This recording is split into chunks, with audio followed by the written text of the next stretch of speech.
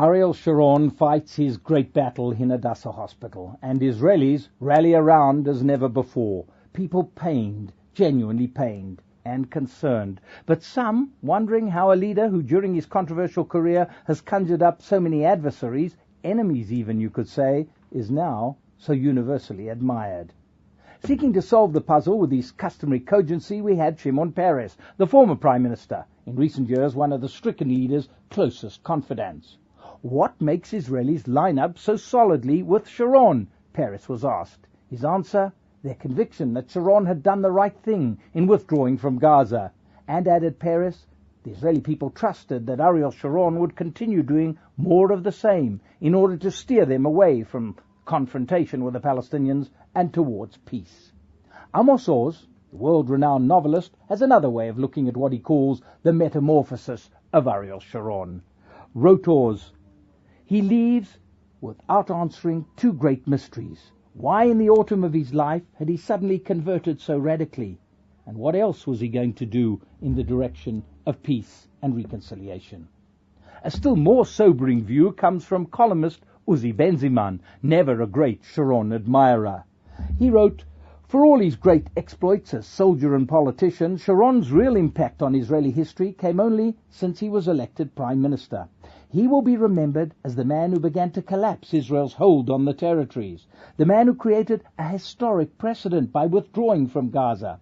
Being Prime Minister, added Benziman, not only gave Sharon an opportunity to see the country's needs from a broad perspective, but the chance to enjoy the pampering warmth which goes with being a popular leader upon whom the people rely. His departure from the political stage leaves a country in leadership chaos. But does it really? Will the Sharon way survive? I haven't really changed my position, said Shimon Peres, explaining why he's left his Labour Party to join Sharon and now remains loyal to Ehud Olmert, the stand-in Prime Minister. Peres said he believed Olmert would continue the Sharon way, and he explained that way as being that Sharon's prime objective had become to secure peace with Israel, peace for Israel. But is that really the essence of the Sharon way?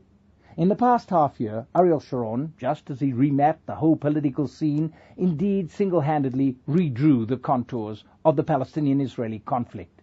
But beyond that, there was something even more dramatic that he did. He gave Israelis, those who voted for him and intended to do so again in the March elections, and those who vowed they would never vote for him, he gave both groups alike a real sense of security. Ariel Sharon struck a deep-seated chord in the Israeli public psyche. He answered a need for stability and firmness, coupled with his offering of a new direction, a way which seeks to avoid both the confrontation quagmire with the Palestinians and the drive to renew negotiations with them.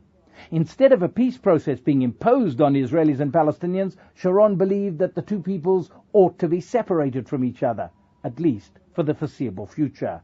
He fostered the feeling that the issue of whether or not Israelis ought again to be reaching out to the Palestinians as they had done during the peace years of the 90s need simply not figure on the popular agenda at all.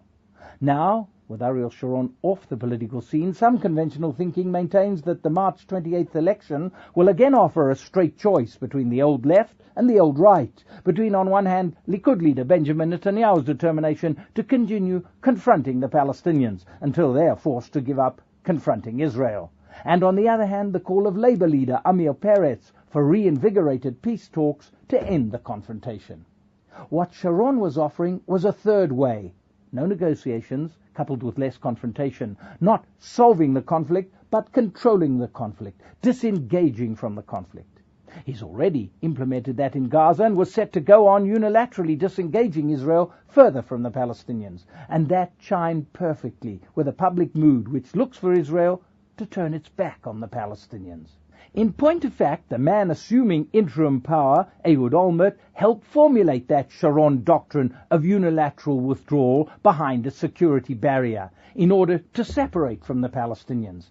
Olmert convinced Sharon of the validity of the old Yitzhak Rabin formula, us here, them there. But Olmert still has to convince that he has the stature and that he can gain the kind of trust which Sharon had from the Israeli public to go on putting that policy into practice. So big questions remain. Can the Sharon way survive Ariel Sharon? Is there life for the Sharon way without Sharon to shepherd Israel down that way? Can Sharon's Kadima party, without its head, sustain the unilateral separation doctrine? Will it be able to consolidate itself in the centre? Or will it, now that the old warrior is battling his physical limitations, simply fade away into the old divide of Israeli politics?